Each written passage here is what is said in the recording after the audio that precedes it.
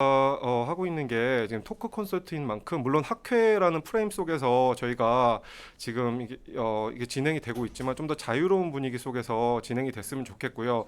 그리고 온라인으로 참석하고 계시는 분들께서도 자유롭게 의견을 개진해 주시면 제가 바로바로 읽어서 저희 논의 내용에 포함하도록 하겠습니다.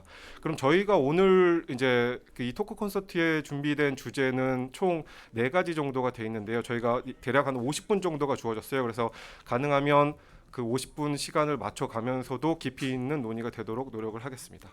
자, 첫 번째 질문은 다음과 같습니다. 비대면 교육으로 전환 이후에 달라진 교육의 모습. 그 교육의 모습이라는 게 교수자 측면이 있을 거고 학습자 측면이 있을 텐데 그런 달라진 교육의 모습, 그리고 온라인과 오프라인의 차이, 그리고 학업 성취, 학업 격차의 문제, 생활 지도 교육 관계 등 학습 외적인 문제, 학습 방법 및 교수 학습의 문제에 관련해서 코로나 이전하고 코로나 이후 혹은 코로나 시기를 그러니까 코로나 시대를 지나가고 있는 지금 상황에서 어떤 차이가 있는지, 어떤 경험들이 어떤 것들을 경험하고 있는지에 대해서 먼저 논의를 해보겠습니다.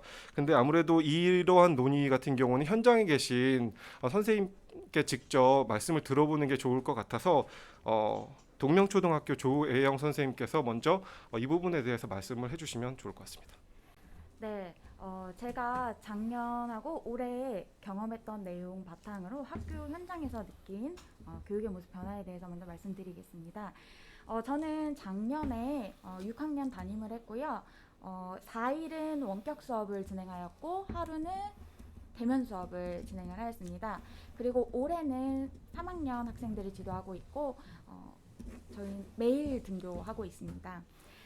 이제 코로나 이전과 비교해서 교사의 역할 같은 경우에는 기존의 학생들에게 교육 내용을 지도하던 거, 그리고 생활 지도를 하던 거 이외에 추가된 부분이 교육 콘텐츠를 설계하고 개발하고 혹은 기존에 만들어진 콘텐츠들을 탐색하는 일, 이런 역할이 추가가 되었고요. 또한 저희 학교 같은 경우에는 작년에 이학습터라는 콘텐츠 플랫폼을 사용을 했는데요. 아무래도 이 플랫폼을 사용하는 데 있어서 학생들이 미숙하다 보니까 교사가 이 시스템에 대해서 잘 알아야 했고, 따라서 시스템 관리자이자 시스템에 문제가 생기면 문제를 해결해줘야 되는 시스템 문제 해결자로서의 역할까지 했었습니다. 또 학생의 역할 변화 같은 경우에는 학생들은 기존에 학교에 오면 이제 선생님이 앞에 계시니까 학습을 하는 부분이 있었는데, 이제 집에서 수업을 하다 보니까 자기주도적으로 자신의 학습 부분을 챙겨야 되는 자기주도적 학습 관리자가 됐고요. 또한 학생들이 집에서 본인의 핸드폰이나 태블릿 PC로 수업을 들을 때 어떤 테크놀로지적 문제가 생겼을 때 아이들이 이제 스스로 문제를 해결할 수 있어야 되는 테크놀로지 문제 해결자로서의 역할도 했습니다. 또한 학습적인 측면 이외에도 이제 생활 습관 같은 것들도 자율적으로 관리하는 자율적 생활 관리자 역할까지 학생들 수행하는 모습을 보았습니다. 그다음 이제 기존의 오프라인 수업과 비교해서 온라인 수업의 가장 큰 차이점은 아무래도 교수 실제감이라고 할 수 있겠는데요.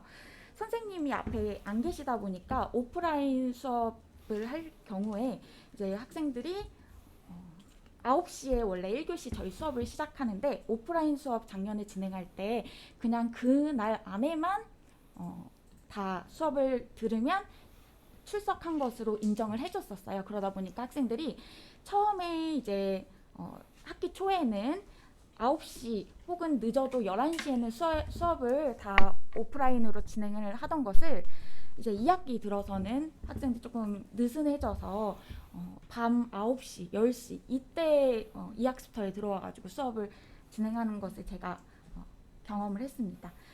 또 이제 학생들이 저희가 2015 개정 교육과정이 역량 중심 교육과정이잖아요. 그런데 이제 학생들이 비대면이고 학습자들이 함께 뭔가 협력 학습을 하는 부분이 부족하다 보니까 학습자 중심 수업도 못하고 협력 학습도 못하고 그래서 좀 기존의 지식 전달식 수업을 많이 했던 혹은 과제 제시형 수업을 많이 했던 그런 차이가 있습니다.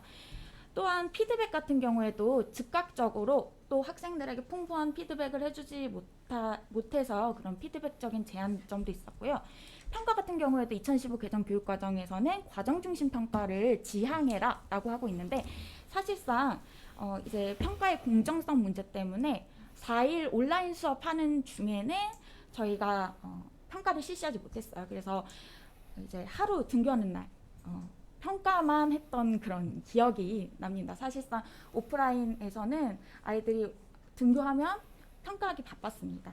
또한 동기부여 측면에서도 학교에 학생들이 앉아있는 경우에는 뭐 칭찬 스티커라든지 아니면 뭐 간식 같은 거를 주면서 저희가 강화를 했었는데 이런 것들을 이제 못하다 보니까 학생들이 학습에 동기도 이제 잘 갖지 못하는 것으로 확인이 되었습니다. 또 이제 학력 같은 경우에는요. 학생들의 학업 성취도가 전반적으로 떨어진 것을 확인할 수 있었는데 특히 학습자 중심 활동을 통해서 그 교과목의 원리를 이해해야 되는 과목 그리고 실습이 중요한 교과 예를 들면 미술은 그리기를 해봐야 되고 음악 같은 경우에는 실제로 리코더 같은 것 연주해봐야 되고 체육은 실제로 구르기 연습도 해보고 띵틀도 뛰어보고 해야 되는데 학생들이 집에서 이거를 다 해볼 수가 없잖아요. 그러다 보니까 이러한 실습이 중요한 교과에 학생들의 학업 성취도가 많이 떨어진 것을 확인할 수 있었습니다. 학습 격차 같은 경우에 기존의 오프라인 수업 진행 시보다 많이 벌어진 것을 확인할 수 있는데요.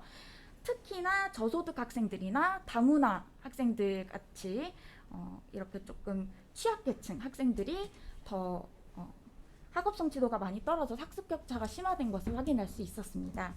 학습 외적인 문제로는 생활지도하고 교우관계 크게 이렇게 말씀드릴 수 있겠는데요. 우선 생활지도 측면에서 학생들에게 저희가 플랫폼을 통해서 유튜브 영상 같은 것들을 학습 자료로 많이 공유를 했었어요. 그런데 유튜브 같은 경우에는 아이들이 알고리즘에 따라 다른 영상에도 접근이 쉬워서 이제 비속어나 폭력적인 언행을 하는 그런 동영상까지 쉽게 접근하다 보니까 아이들이 사용하는 언어 같은 것들이 굉장히 많이 문제가 되었고요. 또 이제 이것이 심화가 돼서 학생들끼리 사이버상에서 서로 비속어를 주고받거나 이제 하는 그런 사이버상의 학교폭력 문제도 있었습니다. 또 이제 교우관계 측면에서 학교가 이제 원래 사회적 기능을 수행을 해야 되는데 그것을 하지 못하다 보니까 학생들끼리 만나도 서로 이제 좀 배려하고 양보하고 이러한 같이 더불어 살아가는 데 필요한 그런 덕목들을 갖추지 못해서 좀 갈등이 많았습니다. 실제로 대면 수업했을 때. 마지막으로 이제 학습 방법하고 교수 방법 측면에서 이제 코로나 이후의 모습을 말씀드리면 교사들 같은 경우에 원래 이런 교육 콘텐츠 같은 것들을 관심이 많이 없었어요. 그런데 이제 코로나가 되면서 이거 안 할 수가 없는 상황이 된 거예요. 뭐 20대 교사든 아니면은 60대 뭐 선생님이든 그래서 모든 선생님들께서 이런 콘텐츠 관련해서 연수도 많이 들으시고 하시면서 전반적인 교사의 이제 디지털 리터러시 같은 역량들은 많이 향상된 모습을 볼 수 있었습니다. 또 이제 선생님들께서 이 학습터가 비실시간이에요. 근데 이제 이것들이 학생들이 느슨해지는 문제가 크다 보니까 고민을 한 거예요. 이거 어떻게 해결하지? 하다가 그래 그러면 교수 실제감이 조금 더 높은 선생님의 얼굴을 직접 확인할 수 있는 실시간 방식의 줌을 활용하자라고 해서 저희가 이제 그때부터 2학기 때부터는 줌을 같이 병행을 했거든요. 확실히 줌을 하니까 학생들이 9시에 들어오고요. 왜냐면 9시에 얼굴을 보고 출석 체크를 하니까. 네, 그리고 이제 원래 누워서 수업을 듣던 아이들이 이제 앉아서 수업을 다시 듣기 시작하고 그런 모습을 볼 수 있었습니다. 그마저도 줌 처음에 실시할 때는 아이들이 기존에 이학습터 하던 그런 습관이 남아 있어서 밥을 먹으면서 수업을 한다던가 아니면 화면이 켜졌는데 배경이 화장실인 거예요. 그래서 조금 당황한 기억이 있습니다. 그래서 학생들한테 이제 학교에서 수업을 듣는 것과 똑같이 너희가 공부할 공간에서 이제 교과서랑 이런 것들 다 준비해놓고 바른 자세로 앉아서 꼭 수업에 임해라라고 제가 계속 지도를 했던 기억이 납니다. 네. 학교 현장 목소리 충분히 들려드린 것 아, 같은데. 네, 감사합니다. 제가 조금 더 제가 지금 이제 아무래도 미국에 있다 보니까 미국 사례를 조금 들려드리면, 근데 제가 미국 사례를 들려드리기 전에 한 가지 드리고 싶은 말씀은 참, 그러니까 미국 사례 말씀드릴 때마다 어떤 일반화를 하지 않으셨어요. 왜냐하면 당장 차를 타고 15분, 20분만 나가서 나가면 되는 다른 카운티나 이런 데 같은 경우에 상황이 완전히 다르거든요. 예를 들어서 어떤 카운티 같은 경우는 아예 마스크를 그러니까 의무화를 안 시킨 학교도 있어요. 그래서 니네 쓰고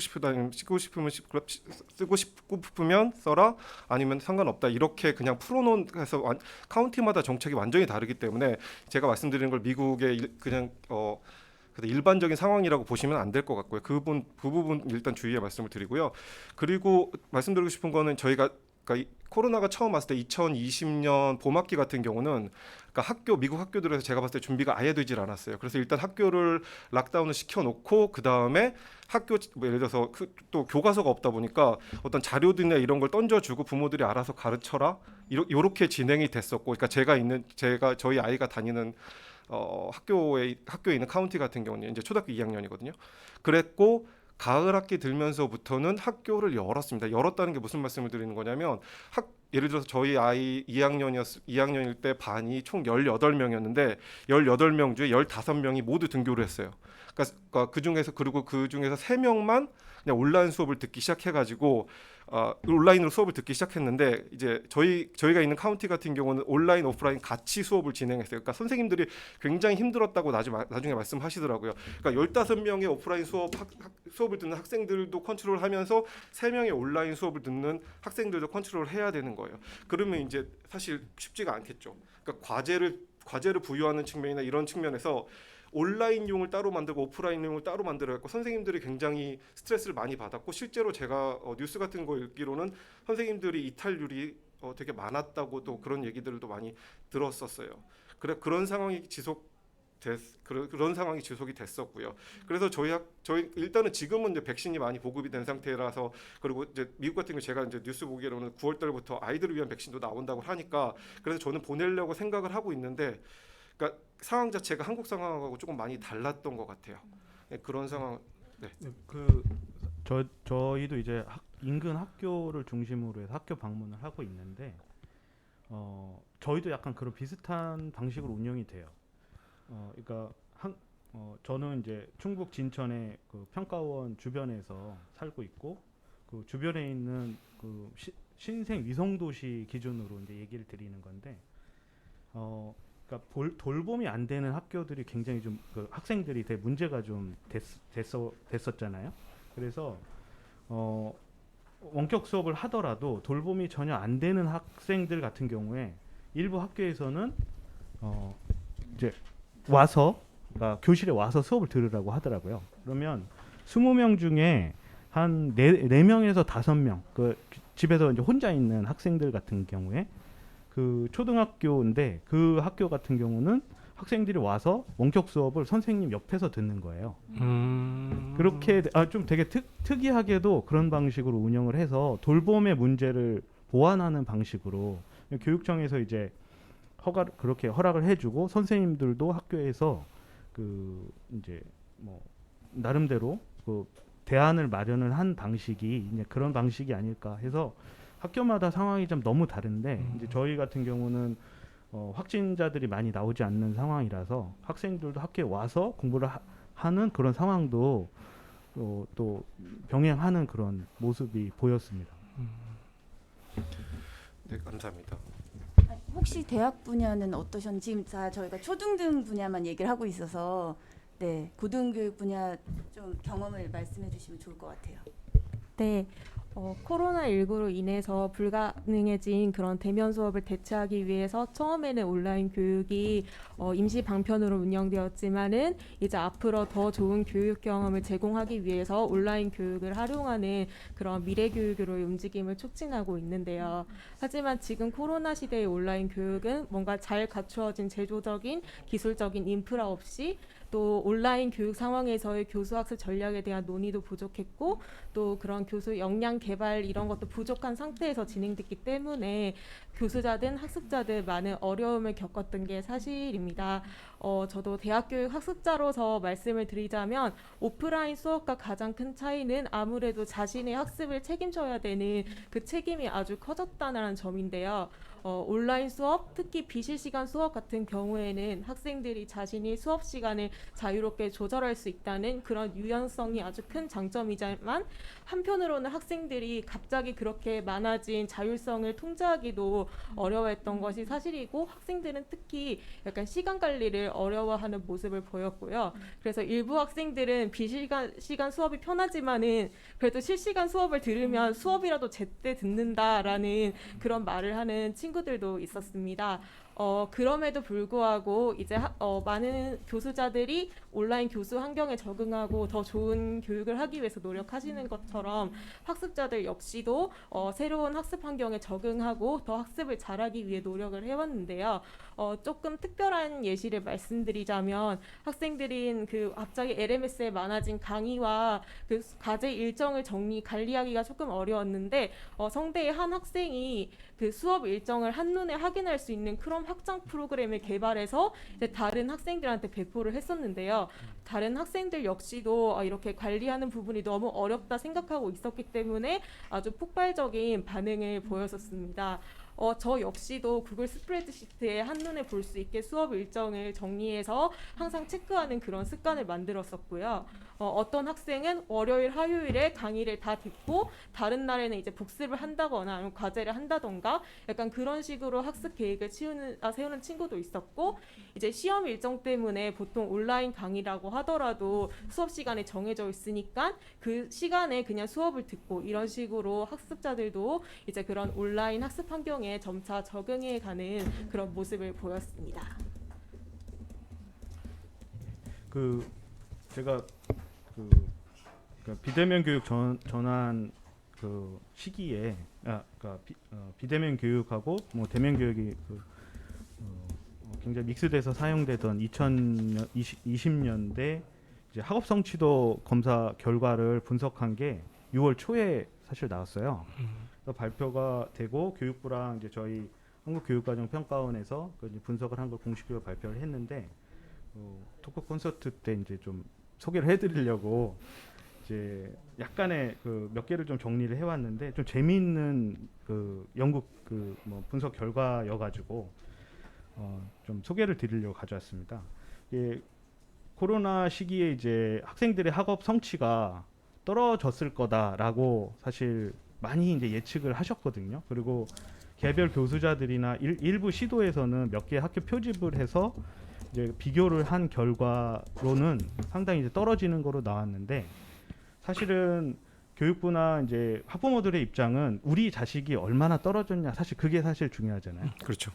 그리고 뭐 적어도 중간에 있으면 좋겠는데 내 아이가 뭐 중간 이탈률이 높아졌다 막 이런 뉴스가 나오니까 과연 우리 애는 어떻게 됐을까 되게 고민이 많으셨던 것 같더라고요. 근데 이제 뭐 여러 그 변인에 따라서 분석한 학생들의 학업 성취도를 나눠 볼 수도 있지만 지금 제가 이제 정리해 온 거는 그러니까 학업 성취도를 크게 네 수준으로 나눴는데 1수준, 2수준, 3수준, 4수준.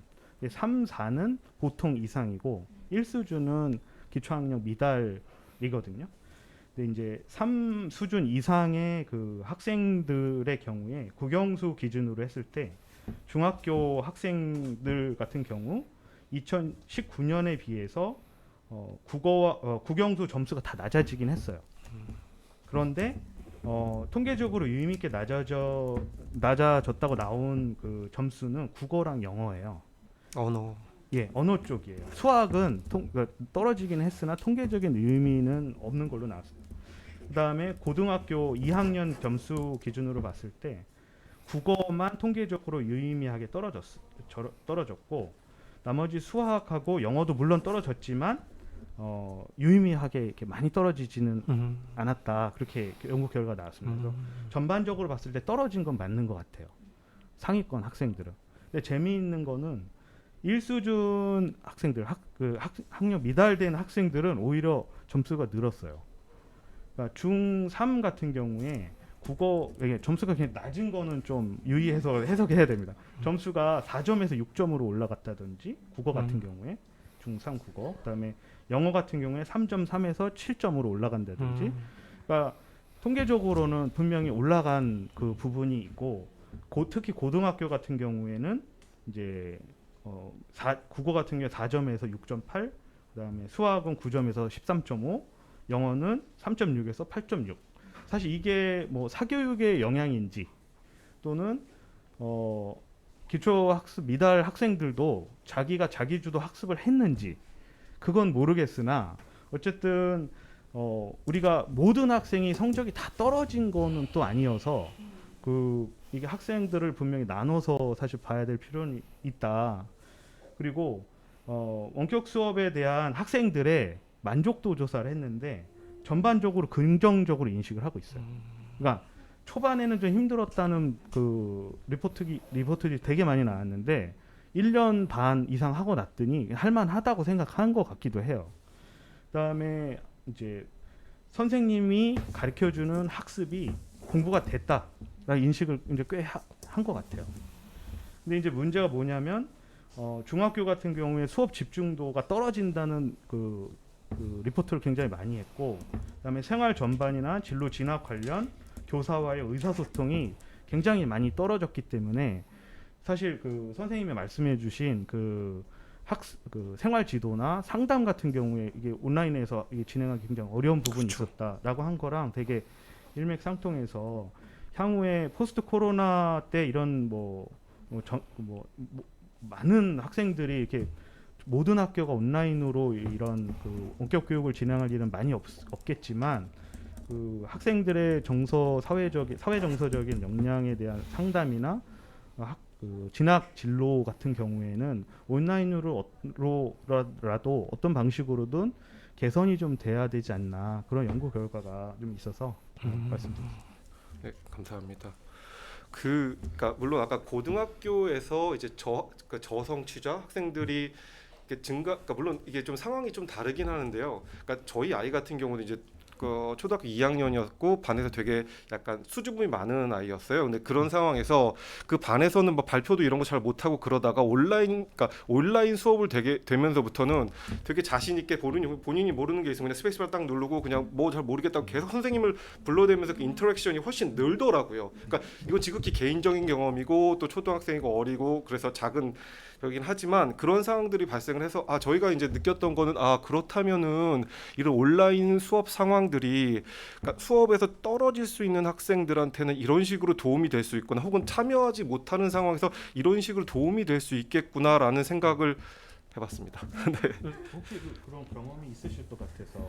네, 지금 안 그래도 말씀 들으면서 제가 작년에 딱 느꼈던 거라는 생각을 했는데요. 제가 작년에 저희 6학년 학생들 온라인으로 이제 줌에서 실시간으로 수업을 하는데, 원래 교실에서 수업할 때는 발표를 안 하는 그런 조용히 앉아만 있는 학생이 온라인 수업 줌에서는 굉장히 활발하게 발표도 많이 하고 질문도 많이 하는 모습을 볼 수 있었습니다. 그리고 이제 아까 앞에서 발표자님께서 이제 말씀해주신 그 중고등 학생들 저성취 학생들 같은 경우에는 오히려 코로나 이후에 점수가 조금 올랐다고 하는데, 이 부분은 이제 제가 전에 선행 연구를 본 적이 있는데 학생들의 중학생의 연구였는데 중학생들의 교우 관계도가 오히려 학업 성취에 부정적인 영향을 미친다는 거였어요. 그러니까 아이들이 같이 모여서 노는 시간이 많아지다 보니까 아무래도 이제 좀 하 수준의 학생들 같은 경우에는 이제 학습에 쓰는 시간보다 친구들하고 이제 같이 커뮤니케이션하는 시간이 이제 많아서 오히려 교우 관계가 학습에 부정적인 영향을 미친다라고 했는데, 코로나로 인해서 학생들끼리 서로 대면해서 같이 어울리는 시간이 줄어들다 보니까 이제 조금 소폭 상승한 그런 게 아닐까, 저는 제 개인적으로 그렇게 생각이 들었습니다. 네. 네, 좋은 말씀 감사합니다. 근데 제가 이제 다음 질문으로 넘어가기 전에 제가 한 가지 또 여쭤보고 싶은 게 제가 처음에 이제 미국 상황 말씀드렸을 때 이 코로나 상황과 온라인 수업을 진행하게 되면서 이 교사들의 업무 부담이 엄청나게 늘었거든요. 그러니까 사실은 정해진 시간 안에 뭐 교육 자료도 만드셔야 되고 아니면 학생들 관리도 하셔야 되고 이런 상황에서 한국에서 그러니까 교사들의 업무 부담은 어떻게 느끼시나요? 그러니까 왜냐면 이게 이제 스트레스를 계속 받으시면은 교육의 질이 제 생각에는 떨어질 수밖에 없다라고 생각을 하거든요. 그럼 그런 상황에서 어떻게 이제 대비를 하고 계시는지 아니면 진행을 하고 계시는지 궁금합니다. 네, 작년에 제가 굉장히 초과 근무를 많이 해서 맨날 달을 보면서 이제 밤하늘 아래서 이제 퇴근을 하던 기억이 나는데요. 이제 아무래도 기존에 하던 원래 이제 학생들의 학습지도 생활지도를 유지하면서 추가적으로 이제 컨텐츠를 설계한다든지 개발하는 그런 역할이 증가가 되었기 때문에 이제 제가 이학습터에 직접 이제 카메라로 수업을 녹화를 하고 이제 녹화를 하다가 또 말하다가 꼭 말실수가 나오거나 아니면은 전화가 오더라고요. 그러면 이제 다시 처음부터 다시 찍는 거예요. 다시 찍고 아니면 또 클로바 더빙 같은 거 이런 거 이용해서 조금 더 영상 퀄리티를 높이려다 보니까 영상 한 과목에 한 개 한 차씩 거 제작하는 데만 해도 2시간 이상 걸렸던 기억이 납니다. 그래서 교사로서 업무 부담은 코로나 이전보다 확실히 코로나 이후에 훨씬 부담이 컸다고 그렇게 이제 현장에서 느꼈습니다. 학교마다 약간 분위기가 이제 굉장히 중요하더라고요. 저희도 이제 유사한 연구를 하면서 코로나 또는 포스트 코로나 시기에 온라인 교육을 운영하기 위한 학교의 역량 중에 이런 굉장히 친화적인 분위기나 전반적인 지원 분위기를 조성하는 게 큰 요소라고 이제 찾았는데 제가 방문한 학교에서는 그러니까 중학교였고요. 교과별로 선생님들이 최소 2-3명 정도 있는 그런 학교 같은 경우에 그 모든 선생님이 따로따로 같은 내용으로 영상을 찍는 건 안 하시더라고요. 그러니까 사실은 할 필요가 없는데 초반에는 그런 걸로 고민이 너무 많으셨대요. 그러니까 내가 찍지 않은 영상으로 우리 애들한테 방송으로 송출하는 게 이게 윤리적인 거냐부터 시작해서 굉장히 고민이 많으셨는데 해보니 감당을 도저히 할 수가 없더래요. 그래서 교내에서 굉장히 오랜 논의 끝에 제작을 같이 하되 수업의 운영을 별도로 해서 그러니까 팀 단위로 이제 영상을 제작해서 공유를 하는 컨텐츠 공유를 하고 운영을 협조를 해서 하다 보니까 굉장히 다른 선생님들하고의 어떤 교육과정 운영의 형평성도 맞출 수도 있고 영상 제작이나 개발의 효율성도 높일 수 있고 학생들의 피드백을 굉장히 많이 해줄 수 있어서 굉장히 좋은 상황이었다라고 얘기를 하는데 사실 그 학교를 가고 이제 저 옆에 있는 조그만 학교를 갔더니 그걸 알고는 있는데 나눌 선생님이 없는 거예요. 그러니까 학교마다 상황이 다르고 서울에 있는 큰 학교들에서 분위기가 좋으면 그게 되는데 지방으로 갈수록 조그만 학교 한 4-5개밖에 반이 없는 학교 뭐 이런 학교들은 선생님들 간의 협력이 전혀 이렇게 하고 싶어도 할 수가 없는 상황이라서 그런 경우에 굉장히 스트레스를 많이 받으셨다고 이렇게 얘기를 들었습니다. 작년에 사실 저희 기관에서 주도적으로 했던 역할 중에 하나가 저희 디지털교육센터가 보유하고 있는 교과 콘텐츠들이 굉장히 많아서 그거를 이학습터랑 온라인 클래스에 다 이제 중고등학교 쪽은 공유를 해드렸었거든요.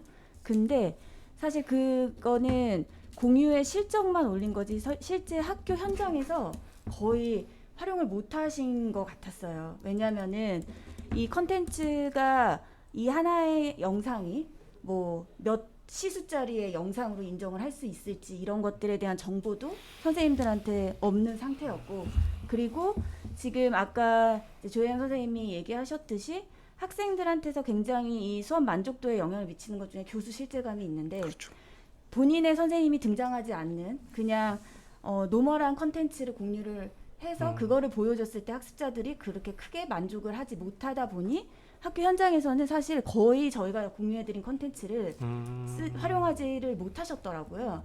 그래서 그런 것들을 보면서 사실 우리가 이제 요즘에 이제 오픈 마켓, 뭐 컨텐츠 공유 이런 것들에 대해서 굉장히 핫 이슈가 되고 있잖아요. 그래서 이제는 컨텐츠의 형태를 너무 이렇게 딱 형식적으로 딱 정해놓고 뭔가를 개발하는 그런 방향보다는 정말 선생님들께서 직접 자발적으로 참여를 하셔서 컨텐츠를 제작하고 그거를 공유하고 그런 것들이 활성화돼야지 이 원격 교육의 질적인 부분에서 많은 것들을 채울 수 있겠구나라는 생각을 사실 했었어요.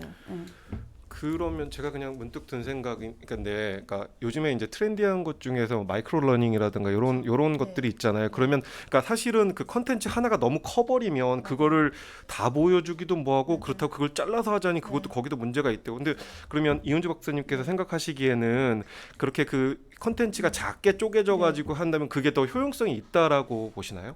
일단은 저희가 제공한 컨텐츠도 굉장히 작게 잘라진 컨텐츠가 있어요. 네네. 뭐 길어야 10분 정도의 컨텐츠였는데 문제는 이제 아까도 선생님들께서 얘기하셨듯이 어느 순간부터 작년부터 이제 코로나 상황이 벌어지면서 선생님들한테 필요한 역량 중에 하나가 컨텐츠를 조합해서 설계하는 역량들이 이제 필요해진 거죠. 그러니까 여러 가지의 마이크로 러닝으로 저희가 쪼개진 컨텐츠를 서로 공유하더라도 그걸 하나의 자기의 수업이 되게끔 걔를 조합하는 능력, 즉 수업 설계 능력은 또 별개의 것으로 존재를 하는 거죠. 그러니까 컨텐츠를 분할해서 제공하고 분할해서 서로들 공유하는 거에는 충분히 의미가 있다고 생각이 드는데 이제 여기에서 그걸 활용할 수 있는 능력은 결국에는 본인의 수업을 설계함에 있어서 어떤 컨텐츠를 가지고 이것들을 조합을 해서 뭐 20분의 수업 그게 영상으로 될지 그건 이제 선생님들마다 다르겠죠. 그렇죠. 10분 영상과 활동을 20분을 하실 수도 있는 거고. 그러니까 그런 수업을 설계하는 역량이 굉장히 이제 중요해졌다라는 생각이 들었어요. 이 코로나 시대를 통해서. 네. 그 컨텐츠 조합 설계 관련해서 고등교육 상황은 어떤지 저기 궁금하거든요. 이정원 선생님께 제가 여쭤보고 싶은 게 그렇다면 그러니까 사실은 뭐 수업을 지금 교육공학 수업을 듣고 계시지만 그 교육공학 그 수업 말고도 다른 수업들 그러니까 교양이 아니고 뭐죠? 전공 말고 갑자기 그러니까 전공 말고 듣는 과목들 있잖아요. 그러니까 교육공학 아닌 과목들 그런 과목들도 들으셔야 되잖아요. 그러면 이제 제가 궁금했던 건 그 대학 교육에서 그런 그 교수님들께서 이제 갑자기 온라인 수업을 설계하고 콘텐츠를 조합을 하고 이런 상황에 갑자기 놓여지시게 되셨는데 그런 수업들은 어떻게 그러니까 본인이 느끼시기에 그러니까 그런 수업 설계가 그 교육공학을 공부하는 그 입장에서 보셨을 때 잘 되고 있는지 아직 혹은 뭐 어떤 문제점을 보셨는지 그런 부분에 대해서 혹시 생각을 공유해 주실 수 있으실까요? 사실 온라인 수업의 가장 큰 장점 중 하나가 이런 콘텐츠를 계속 사용함으로써 그런 똑같은 영상을 다시 제작해야 되는 그런 시간과 비용을 절약할 수 있다는 점에서 아주 잘 활용된다면 온라인 수업의 장점을 잘 발휘할 수 있는 부분이라 생각하는데요. 사실 대학 교육 같은 경우에는 교수님들이 1학기에 찍은 영상을 2학기에 사용했을 때 학생들의 부정적 반응이 좀 많이 큰 편이었어요. 근데 사실은 아까 수업 설계적인 부분 말씀 들으면서 저도 들었던 생각이 만약에 이 영상을 다시 사용하더라도 정말 의미 있게 재조직돼서 활용된다면 그런 학생들의 불안도 줄어들고 그런 부분에서 더 좋은 온라인 교육을 제공할 수 있는 그런 시도가 될 수 있지 않은가 생각해서 저 역시도 그런 교수자의 조합 설계 역량이 강화되어야 된다는 부분에 매우 동감합니다. 네, 알겠습니다. 감사합니다.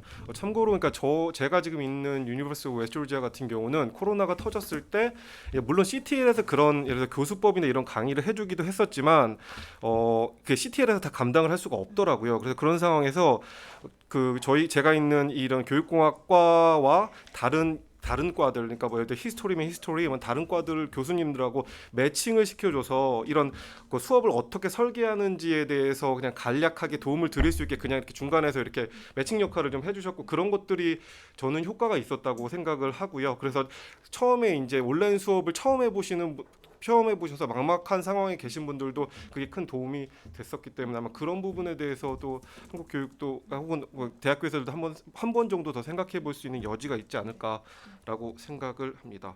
네. 네, 1번에서 너무 많은 시간을 보냈네요. 네, 그다음에 두 번째 질문 드리겠습니다. 두 번째 질문은 온라인 교육이 대세로 자리 잡을 것인가, 혹은 반대로 대면 교육의 절실함 혹은 가치가 더 커졌는가에 대한 질문인데요. 이 질문을 일단 개발원에 계신 이윤주 박사님께 먼저 질문 드리도록 하겠습니다. 네. 뭐 이미 앞에서 많이 저희가 언급했던 것 같은데요. 온라인 교육의 장점 또 온라인 교육에 대한 준비도 이런 것들이 저희가 의도치 않게 작년에 코로나를 겪으면서 분명히 향상된 부분은 있는 것 같아요. 그리고 원격 교육에 대한 이제 아까 이재진 박사님이 학생들의 그 만족도 조사에서도 나왔듯이 생각보다 이 1년 반이라는 기간을 겪으면서 생각보다는 다들 만족하고 있는 상황이라는 걸로 봤을 때 이게 온라인 교육이 대세로 자리 잡는다라기보다는 결국에는 원격 교육, 즉 온라인 교육과 대면 교육의 각각의 장단점을 이제는 좀 잘 살려서 교육이 굉장히 다양한 형식으로 많이 변화될 수 있는 그런 계기가 되지 않았나라는 생각이 들어요. 그래서 뭐가 더 좋다, 뭐가 더 베스트다라는 얘기보다는 이게 더 대세다라는 얘기보다는 각각의 장단점, 즉 아까 여기 학생분께서도 말씀하셨듯이 이정현 학생분께서도 얘기하셨듯이 온라인 교육에서 특히나 뭐 컨텐츠 학습의 가장 큰 장점은 자기가 공부하고 싶을 때 얼마든지 반복해서 볼 수 있다는 장점이 있는 거고, 또 실시간 학습의 장점은 그 실시간에 선생님 교수님한테 이제 뭔가 포커스되고 교수 실제감도 느낄 수 있고 또 활동도 할 수 있고 이런 장점이 있고, 대면 교육에서의 또 장점은 이제 실습이나 이런 것들이 또 가능하고, 또는 뭐 초등등 교육 분야에서는 어떻게 보면은 이 학교 예절 학생들의 예절 교육이라든지 인성 교육이라든지 이런 것들은 결국에는 이제 대면 교육에서 또 이루어져야 될 부분이라고 생각을 하기 때문에 결국에는 이 두 가지가 같이 가야 될 문제라고 생각이 들고, 우리가 이제는 교육의 다양성 측면에서 원격 교육을 적극적으로 받아들일 수 있을 것 같고, 다만 원격 교육의 각각의 장단점, 그 컨텐츠 학습의 장점과 실시간 학습의 장점도 분명히 있다고 생각을 해요. 그러니까 실시간 수업에서의 특징을 못 살리는 실시간 수업을 할 필요는 없다고 생각이 들고요. 그러니까 교수자가 혼자 계속 강의하는 강의형을 굳이 실시간으로 할 필요는 없듯이 뭔가 학생들끼리 서로 토론하는 활동 수업이라든지 이런 것들은 얼마든지 이런 온라인 다들 모이지 않아도 충분히 온라인상에서도 그런 토론, 토의 학습은 충분히 가능하다고 생각이 들기 때문에 그런 각각의 플랫폼의 장점들을 활용을 해서 이 모든 교육들이 결국에는 같이 존재하는 형태로 가야 되지 않을까라고 생각이 들어요. 네. 저도 이제 이번 문제를 정리하면서 생각이 좀 복잡하더라고요.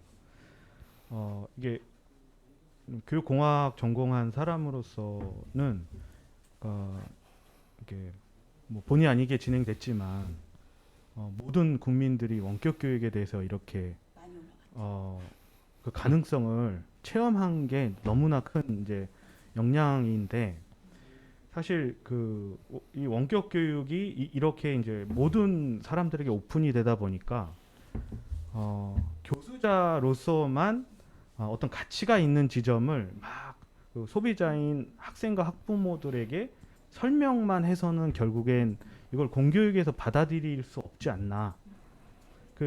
뭐 이 얘기는 어떤 얘기냐면, 분명히 학생들은 공부를 했다고 느꼈고 만족도 했고 공부를 어딘가에서는 온라인으로도 충분히 이제 했다고 보는데, 저도 학부모지만 우리 애가 인터넷으로 영상을 보면서 옆에 핸드폰을 자꾸 보는 게 사실 싫었거든요.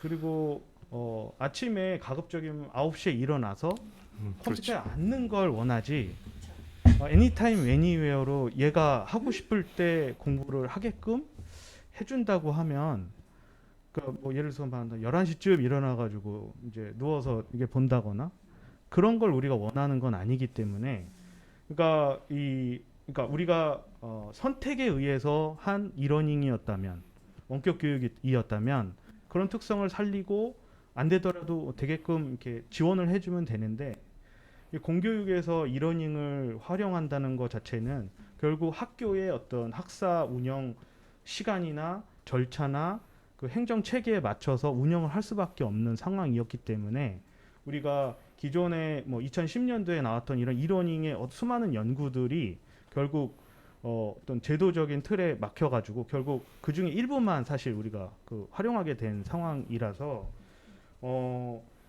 현재 시점이 이제 그 온라인 교육을 하다 이제 대면 교육으로 점차 바뀌어가고 있고 2학기 때는 이제 전면 등교로 하겠다고 정책적으로 이게 약간 공언을 한 상황이기 때문에 순간적으로 사실 이러닝이 또 기반을 또 금방 또 잃는 상황도 생길 수도 있겠다. 일부 지역에서는 이제 기다렸다는 듯이 이제 학교가 이게 애들이 학교를 등교하는 것이 마치 방역을 잘했고 우리 학생들이 정상화됐다고 이야기를 하는 상황이 되지 않을까.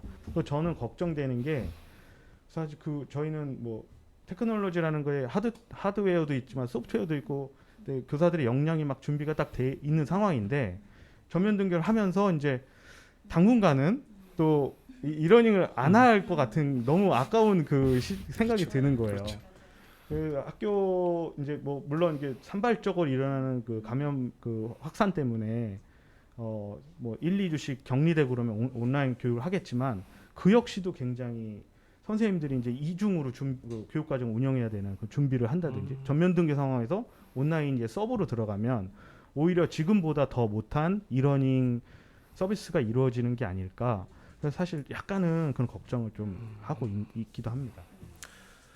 그 굉장히 짧은 질문 하나랑 그 다음에 지금 저희가 게시판에 올라온 질문 하나 드리고 싶은데 그렇다면 저희가 온라인, 오프라인 해서 어떤 과목, 뭐 나이, 성향 아니면 학업 성취에 관해서 그게 온라인이 더 맞는 그런 상황들이 있을까요? 아니면은 그거와 상관없이 다른 것들이가 고려가 돼야 될까요? 그러니까 아까 저희가 논의했던 것 같이 뭐 예를 들어서 뭐 실험실에서 실험을 해야 된다고 이런 거 분명히 랩 수업이 있어야 되기 때문에 학생들이 오프라인 하기 훨씬 좋을 텐데 근데 그렇다면 그런 것들이 그런 온라인 오프라인을 고려해야 되는 그러니까 그걸 도입해야 되는데 거기에 고려해야 될 요소가 뭐가 있을까요?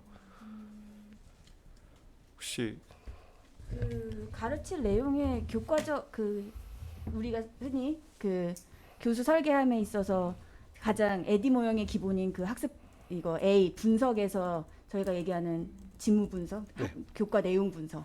네, 그거에 따라서 그런 부분을 저희가 결정을 내릴 수 있지 않을까라는 생각이 들고요. 네, 가르칠 내용이 지식 전달의 위주가 뭔가 그런 내용이라고 하면은 얼마든지 컨텐츠든 온라인이든 이런 것들이 효과적일 수 있다라고 생각이 들지만 뭔가 그래도 단순히 지식에 대한 습득뿐만이 아니라 그걸 가지고 뭔가를 활용하거나 예, 그런 실습이 필요한 과목들, 그러니까 그 내용 교수 내용에 따라서 이런 것들이 결정이 돼야 되지 않을까라고 생각이 들어요. 네. 저는 이제 약간 멀티미디어 쪽 개발 연구를 많이 진행하는 입장에서 이제 실습이나 어떤 퍼포먼스를 해야 하는 그런 과목 같은 경우에 이제 대학 좀 주변에 알고 지내는 의대 교수님들은 결국은 수술은 와서 해야지 않냐.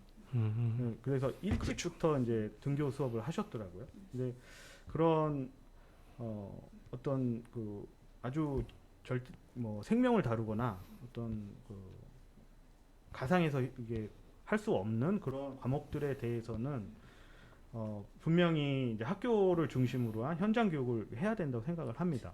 근데 사실 저희가 가만히 생각해 보면 시뮬레이션 도구나 어떤 멀티미디어 그 도구들이 사실 개발돼 있지도 않아요. 맞습니다. 네.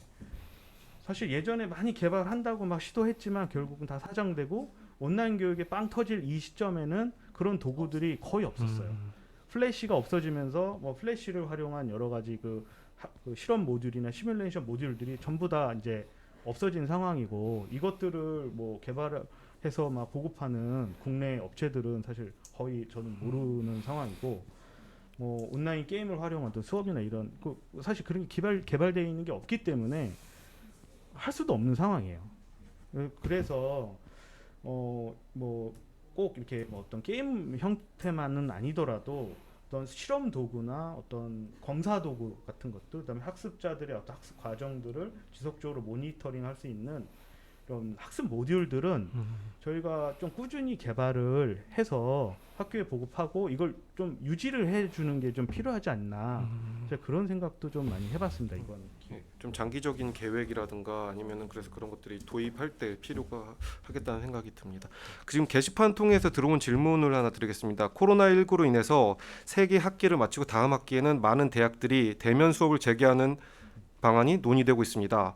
코로나19가 안정된다는 전제 하에 다음 학기 대학 수업에서 어떤 방식으로 운영되어야 된다고 생각하십니까? 블렌디드 수업이 적극적으로 도입이 필요하다고 판단이 되는데 실제 블렌디드 수업의 운영 형태는 어떤 방식이 적절하다고 생각이 드십니까? 라는 질문이 지금 들어왔거든요.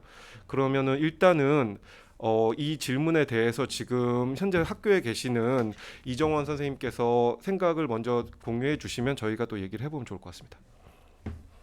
네, 저도 기사를 접했을 때 이제 많은 대학이 2학기에는 전면 다시 대면 수업을 실시한다라는 그런 기사를 보곤 했는데요. 이런 부분에서 아직까지 학생들은 그런 전염병 확산이나 이런 데에 대한 불안이 아직까지 있는 건 확신이고 아직까지 있기는 하고요. 이제 블렌디드 수업으로 형식으로 갔을 때는 그런 사전 학습과 그런 교실 학습이 잘 연계될 수 있는 그런 교수 설계가 되어야지 그 온라인 학습과 오프라인 학습의 그런 장점을 더 극대화할 수 있을 것 같고요. 그리고 이제 그런 불안으로 인해서 학교에 등교하기 어려워하는 학생들을 위해서는 실시간으로 오프라인 수업을 참석할 수 있게 한다던가 약간 그런 방안을 추가적으로 마련하면 조금 더 학생들과 교수자 모두 만족할 수 있는 그런 수업을 실시할 수 있지 않을까라는 생각이 듭니다. 혹시 추가적으로 네, 사실 블렌디드 학습 형태에서 우리가 교육공학 공부하시는 분들이 많이 이미 연구하셨던 저희는 플립드 러닝이 또 있잖아요. 그러니까 프리클래스하고 인클래스 두 개를 서로 연계해서 하는 게 또 대표적인 블렌디드 학습 형태인 것 같은데 그 플립드 러닝 관련한 수업 설계 원리들은 굉장히 많은 이미 문헌들로 만들어져 있는 걸로 알고 있어요. 그러니까 프리클래스에서 학습했던 내용들을 반드시 인클래스에서 뭐 확인을 맨 처음에 시작을 해라. 뭐 이런 수업 설계 원리들이 굉장히 많이 나와 있잖아요. 그리고 네, 그런 수업 설계 원리들을 좀 참고해서 블렌디드 수업을 운영을 하신다면 그 질문을 주신 분이 어떤 측면에서 그런 고민을 하셨는지 모르겠지만 충분히 블렌디드 형태로서도 잘 활용될 수 있지 않을까라고 생각이 들고 특히 프리클래스나 인클래스를 이렇게 블렌디드로 하는 그런 수업의 특징들이 지식 전달들은 먼저 공부를 하고 와라. 그러니까 프리클래스에서 먼저 컨텐츠로 어느 정도의 학습을 하고 그리고 인클래스로 들어와 갖고는 뭔가의 그거를 이제 적용해보는 문제 해결 학습이라든지 좀 더 고차원적인 학습을 할 수 있는 거잖아요. 인클래스에서는. 그러니까 그런 수업 설계를 통해서 수업을 운영을 한다면 블렌디드로 훨씬 학생들이 높은 질의 교육을 받을 수 있지 않을까 생각이 듭니다. 그러면 그 블렌디드 러닝에 관해서 제가 간단한 제가 그냥 갑자기 궁금해진 것 중에 하나가 그러니까 블렌디드 말씀하셨듯이 플립드 러닝 이용해서 학생들이 미리 수업 들어오기 전에 공부를 하고 들어와서 이제 공부를 하고 그러니까 그렇게 좋은데 예를 들어서 이제 코로나19가 어쨌든 지금 상황이 계속 갈 거잖아요. 저희가 백신을 맞는다고 해서 코로나 걸리는 사람 혹은 그렇게 빠지는 학생들이 계속해서 생길 거예요. 그럼 분명히 그렇게 수업을 못 들어온 수업을 놓친 학생들에 대해서도 고려를 해야 되는데, 그러니까 저희가 이제 제가 들었던 것 중에 하나가 일선 교사분들이 너무 힘들어한다는 거예요. 그렇게 해서 빠졌을 때 죄송합니다. 그렇게 해서 그 수업을 갖다가 놓쳤을 때 그들을 위한 수업 자료를 다시 개발을 해야 되는 건가? 아니면 아예 그냥 결석으로 처리할 것인가? 그런 거에 대해서 그러니까 틈새라고 하죠. 그게 사실 메인은 아닐 텐데 틈새적인 부분에 대해서 우리가 교육공학을 공부하는 사람으로서 이 학생들을 어떻게 이렇게 도와줄 것인가에 대한 고민을 이제 하게 되더라고요. 그래서 혹시라도 이런 고민을 해보신 적이 있으신가요? 그러니까 교사 업무는 어쨌든 아까 제가 교사 업무에 관한 질문을 했지만 교사 업무를 증가시키는 방향으로 가서는 안 된다고 생각이 들어요. 왜냐하면 지금 이미 충분하게 교사들의 이런 어떤 업무나 이런 것들은 꽉 차 있다고 생각이 들거든요. 그럼 어떻게 저희가 그냥 도와줄 수 있을까요? 그런 것들을 한번 생각을. 만약에 학생이 집에서 이제 뭐 자가격리라든지 아니면은 다른 이외의 질병으로 아파서 그냥 집에서 카메라를 켜고 수업을 들을 수만 있다면 9시 1교시부터 그냥 교실에서 선생님께서는 카메라를 켜놓으시고 이제 동시에 그 학생들하고 집에서 비대면으로 수업을 듣는 학생들하고 대면 수업 듣는 학생들하고 같이 수업을 진행해 나가시면 따로 콘텐츠를 개발할 일이 없지 않을까. 그래서 조금 부담이 줄어드시면서도 이제 집에서 수업을 학생들이 들을 수 있으니까 학습 결손의 우려도 줄겠다 이런 생각이 들었습니다. 네, 감사합니다. 예, 또 하시는 말씀? 저희 그 원에서는 이게 학습 부진 지원을 위한 그 어떤 프로그램들도 많이 만들다 보니까 선생님들이 원래는 부진 학생들이 수업 내에서 다 지원을 받아야 하는데 현실적으로 못하니까 그렇죠. 별도로 프로그램들을 이렇게 막 구성을 하세요. 그러다 보니까 이제 별도의 그 클래스를 온라인 클래스로 이제 아예 만들어 놓는 거죠. 그래서 본인이 진짜 애니타임 애니웨어로 VOD 방식이나 어떤 온디맨드 비디오 방식으로 수업을 할 수 있는 방식도 사실 병행해야 되는데 지금 선생님께서 말씀하신 그러니까 영상을 틀어놓고 이제 같이 진행하는 방식은 사실 약간의 검증은 좀 할 필요가 있다고 생각해요. 그러니까 사실 선생님이 가만히 앞에서 그 강단의 앞에서 강의하는 일반 대학 강의랑 일반 대학도 그렇게 강의 안 하시지만 이 영상 때문에 가만히 서 있어서 또 하는 것 자체는 또 교실에 있는 학생들을 위한 역차별이 또 될 수가 있거든요. 그래서 그러니까 병행할 수 있는 형태의 어떤 수업 모형이 좀 고려될 필요는 있을 것 같은데 유사시엔 그렇게 하기는 해야 될 것 같아요. 상호작용을 그러니까 같은 시간에 동시에 하기는 어려우니까. 근데 이제 비동기적 그 비디오 수업 같은 것들을 별도로 운영을 한다 그러면 사실 우리가 그간에 해왔던 많은 컨텐츠들이 있고 또 플랫폼도 있기 때문에 그 실시간 수업은 아니다 하더라도 학생들이 계속 그 순서에 맞춰서 수업을 들을 수 있게끔 진행이 될 수 있지 않겠나 그렇게 생각합니다. 네, 알겠습니다. 감사합니다. 제 진행이 좀 부족해서 질문을 다 못 드릴 것 같고요. 저희 바로 마지막 질문으로 넘어가서 마지막 질문이 이제 에듀테크 기반의 미래 교육 혁신을 위한 교육공학자 연구자들의 역할은 무엇인가 해서 각자 짧게 한마디씩 해주시면 좋을 것 같습니다. 먼저 이은지 박사님부터. 네. 네, 사실 교육공학자들한테 에듀테크 기반의 미래 교육을 어떻게 생각하냐라고 이제 질문들을 많이 하시는데 저희는 에듀테크에서 이제 테크놀로지 전문가는 사실 아니잖아요. 저희가 교육의 전문가이고, 그래서 다만 이제 테크놀로지를 고민하면 새로운 테크놀로지가 나올 때마다 저희가 고민하는 부분은 이 테크놀로지가 얼마나 교육적으로 활용 가치가 있고 효과성을 높일 수 있을 것이냐를 저희가 늘 고민을 하고 있는 부분이고 그러다 보니 테크놀로지에 너무 함몰될 필요는 없다라고 생각이 들고요.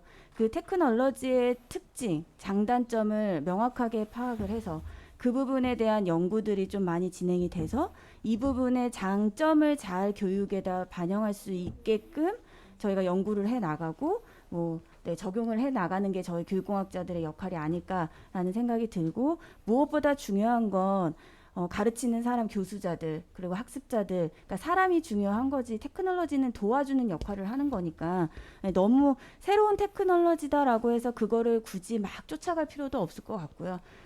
그 부분에 있어서의 적절성을 찾아가는 게 저희의 역할이 아닐까라고 생각이 듭니다. 네, 감사합니다. 이재님 박사님. 시간이 다 돼서 마지막 걸 막 이렇게 적다가 이 얘기 다 하면 그냥 바로 끝날 것 같아요. 조금 짧게 부탁드립니다. 사실 저는 이제 평가원에서 교과교육 전문가들하고 일을 많이 하다 보니까 그분들이 생각하는 그러니까 현장에 조금 더 가깝더라고요. 저희보다. 그런 분들하고 이야기를 하다 보면서 이제 그 초등은 뭐 그래도 한 선생님이 다 가르치는 상황이지만 중학교, 고등학교 같은 경우에는 각 교과의 어떤 교과 특성이 굉장히 다르기 때문에 공학도 그 어떤 테크놀로지 활용도 이 교과의 특성에 이제 분화가 돼야 맞춤형 교육이 진정하게 이루어지는 거 아니냐. 계속 원론적이고 일반론적인 얘기만 해서는 더 이상 수학의 그 개별화 교육을 결국 지원해주지 못하는 플립러닝이 계속 나오면 결국 그 플립러닝의 모형은 수학엔 결국 못 쓰이고 말잖아요. 그래서 교과 전문가들과의 협업을 이제는 좀 진지하게 고려를 좀 해봐야 되는 시점이 되지 않았냐. 뭐 그 하나가 있고, 그다음에 저희가 1년 반 이상 원격 교육을 쭉 하다 보니까 결국 저희가 끝까지 해주지 못한 부분이 하나가 있는 것 같아요. 평가를 온라인 수업에서, 그러니까 그 공교육에서의 평가를 결국 효과적으로 지원해주지 못했다는 그 문제가 있더라고요. 그래서 지금 평가 전문가들도 온라인에서의 평가를 이제 진지하게 생각하는 시점이 됐고, 근데 저희도 이제 그런 상황을 좀 고려를 해서 이 평가를 좀 심각하게 고려를 해야 될 필요가 있고, 특히 이제 결과에 대한 평가뿐만이 아니라 과정 중심 평가라는 그 우리나라의 그 2015 교육과정의 핵심 그 아이디어가 있기 때문에 학생들의 학습 과정을 누적하고 이걸 이제 진짜 그 모든 학생들이나 선생님들이 인정할 수 있는 공정한 평가라고 인정받을 수 있는 여러 방법들이 아주 현실적으로 고려되지 않으면 결국은 또 이게 그러니까 온라인에서 한 그 학습 그 내용이나 어떤 활동 자체가 평가는 결국 교실에서 다 가서 하게 되는 그 현재의 상황에서 계속 머물러 있게 되기 때문에 그 평가 쪽은 조금 저희가 좀 심각하게 고민을 해봐야 되지 않나 생각이 듭니다. 감사합니다. 네, 조혜영 선생님 혹시 마지막으로 네, 이제 2020학년도부터 이제 공교육의 비대면 수업이 확산이 되어서 공교육 현장에 계시는 많은 선생님들께서 온라인 비대면 수업을 이제 경험을 해보셨는데, 학생들도 그렇고 학부모님들도 그렇고 이제 선생님들도 그렇고 그 비대면 수업이 분명히 가지고 있는 그 장점에 대해서 다들 경험하시고 인식하셨을 거예요.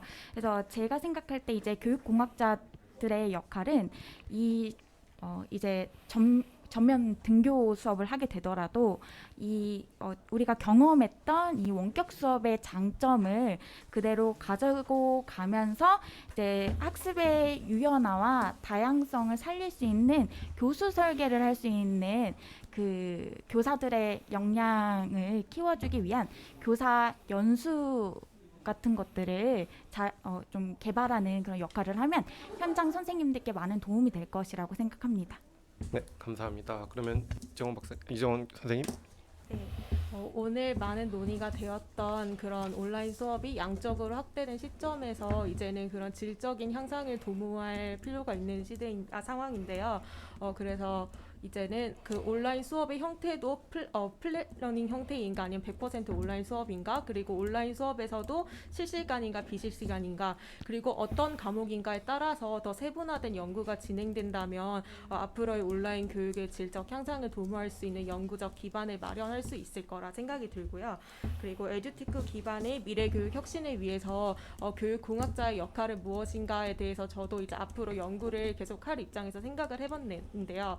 제가 지난 학기에 이제 다른 과 전공 수업에서 이제 교육 플랫폼의 사용자 경험을 증진시키기 위한 그런 아이디어를 내는 프로젝트 수업을 들었는데요. 사실 그 수업을 들으면서 테크놀로지를 논할 수 있는 전공자는 교육공학 전공자가 아니더라도 다른 전공자도 가능한데, 그러면 여기서 교육공학자는 어떤 거를 해야 될까 하면서 들었던 생각이, 아무래도 그런 진짜 교육적으로 그렇게 개발된 그런 테크놀로지가 진짜 교육적으로 유용하고 의미 있도록 그런 교육학적으로 세심하게 디자인할 수 있는 거는 바로 교육공학자가 기여할 수 있는 부분이다 생각 들고, 그런 부분에서 교육공학자의 역할이 진가를 발휘할 수 있을 거라는 생각이 들었습니다. 네, 감사합니다. 오늘 정말 많은 논의들이 특히 교육공학에 대해서 많은 논의들이 오고 갔는데요.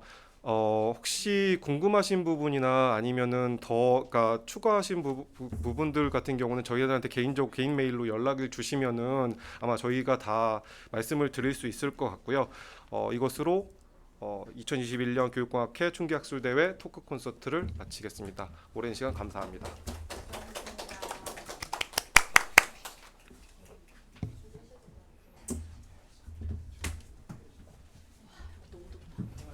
네, 고생하셨습니다.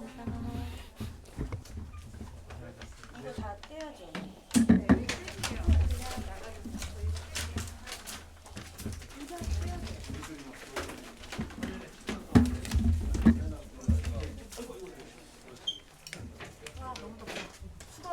고생하셨습니다. 좋은 말씀 감사합니다.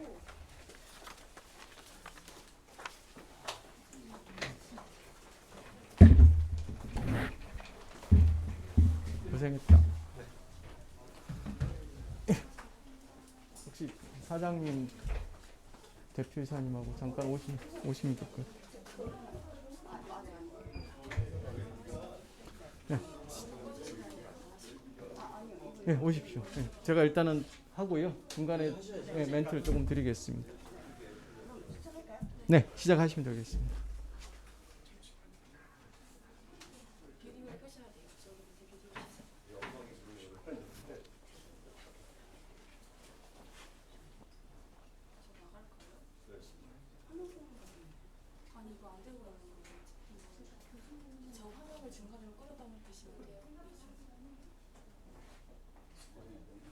네, 안녕하세요.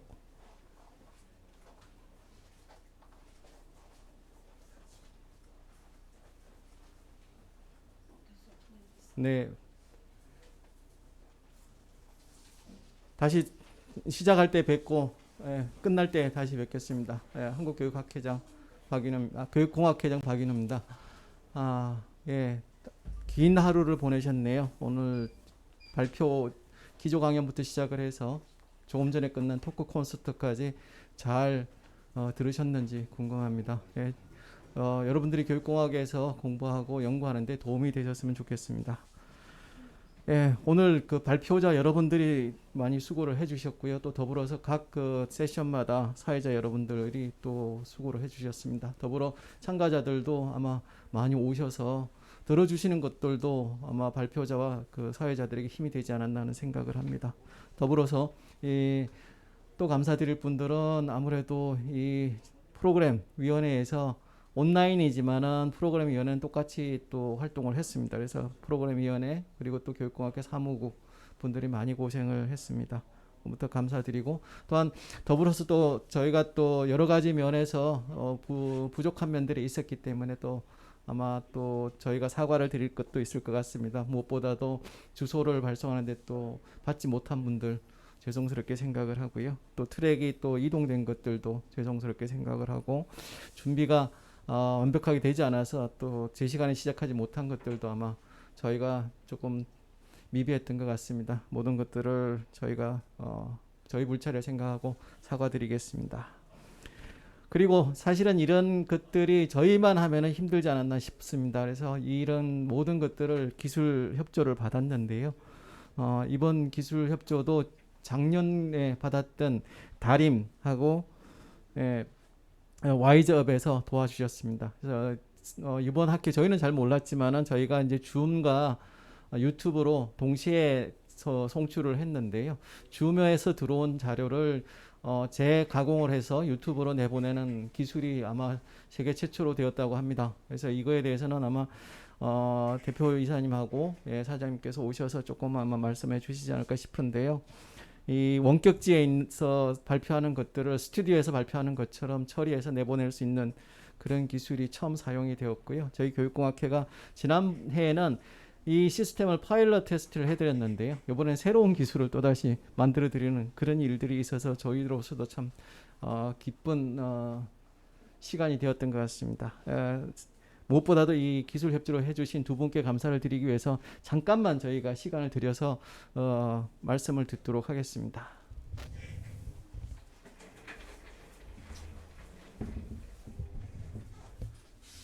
제가 여기 지금 오셨어요. 여기 있을 거라고 생각도 못했는데 사실은 어제 여기 임원님들께서 제가 한 2시까지 많은 준비를 하시는 걸 보고 야, 우리나라 한국교육공학회가 한국의 미래를 위해서 정말 큰 일을 하시는구나. 어떻게 저렇게 잠도 안 주무시고 끝까지 하나하나 완벽하게 테스트를 하시려고 하고 그렇게 하면서 이제 어제 상황을 많이 이해했습니다. 발표하시는 분이 원격지에 계시구나. 저거를 어떻게 해야 이 선생님들이 만족하실까 해서 이제 여기 선생님께서 얘기한 방식, 아이디어들을 넣어가지고 만든 게 어떻게 오늘 사용되다 보니까 이제 제가 이제 이런 방송 쪽을 하는 입장에서 보면 원격지 강사, 선생님도 밖에 있고 또 학생도 밖에 있는 이제 그런 방식이 돼서 아까 이거 특허도 좀 써야 되겠고 하는데 이 누구한테 이 허락을 받고 해야 되나. 아이디어는 이제 교육공학회 임원님들께서 뭐 이제 특별히 어느 분이라고 말씀은 안 드리겠지만 이제 그걸 만든 방법인데 지금 우리가 지난주에도 코엑스에서 어제죠. 그저께 코엑스에서 싱가포르 사람들은 줌으로 하고 한국 사람들이 이렇게 합성한 걸로 했는데 이제는 이제 그 다음 단계로 할 수 있을 것 같아서 우리 박 회장님이와 뭐 전 이제 조 회장님께서 이렇게 또 연결도 해주시고